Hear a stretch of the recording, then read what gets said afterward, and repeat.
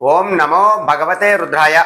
ఎవరి మీదైనా సరే చేతబడి లేదా దుష్టగ్రహ ప్రభావము ఏవైనా ప్రయోగాలు జరిగాయి అని ఒక సందేహంలో ఉన్నప్పుడు వారు ఇప్పుడు నేను చెప్పబోయేటటువంటి ఈ పరిహారాన్ని ప్రతి వారానికి ఒక్కసారి ఇలా చేసినట్లయితే మటుకు మీకున్నటువంటి ఆ చేతబడి ప్రయోగాలు కానీ ఏదైనా దుష్ట ప్రభావాలు కానీ అవన్నీ కూడా తగ్గేటటువంటి అవకాశాలు చాలా ఎక్కువగా ఉంటాయి.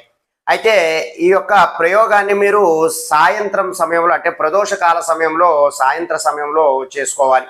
దీనికి మీరు ఒక మిరపకాయను, అలాగే నల్ల ఆవాలను, అలాగే కొద్దిపాటి ఉప్పును కూడా తీసుకుని ఎవరి మీదైతే చేతబడి జరిగింది అని మీరు ఒక అపోహలో లేదా ఒక కన్ఫర్మేషన్లో ఉన్నారో వారి చుట్టూ ఒక 7 సార్లు ఈ ద్రవ్యాలను పట్టుకుని తిప్పుతూ ఉండాలి క్లాక్ వైజ్ డైరెక్షన్లో.